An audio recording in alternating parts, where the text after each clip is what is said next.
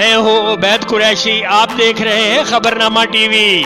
मुस्लिम league नून के रहनुमा, साबिक जनरल काउंसलर PWD, साबिक चीफ ऑर्गेनाइजर मुस्लिम लीग नून यूथ विंग UC लुई भेर मियां कासिम इशफाक को मुस्लिम लीग नून यूथ विंग NA52 के जनरल सेक्रेटरी मुकर्रर होने पर उम्मीदवार बराए चेयरमैन UC 34 मलक रिजवान, उम्मीदवार बराए chairman UC 33 PWD Malik Hafeez, उम्मीदवार बराए काउंसलर मलक नवीद आसिफ, मलक हबीबुर रहमान, राजा शाबान, राजा ताहिर, राजा मुकीद, अब्दुल रहमान, चौधरी यासर, गुलफराज मुगल, उस्ताद मोहम्मद नवीद अख्तर, राजा यासर और फराश और दीगर शख्सियात ने गुलदस्ते पेश किए और ओहदा संभालने पर मुबारकबाद दी। इस मौका पर मियां कासिम इशफाक ने बल्दियाती इंतखाबात में मलक रिजवान, मलक हफीज और उनके पैनल की भरपूर हमायत का ऐलान भी किया।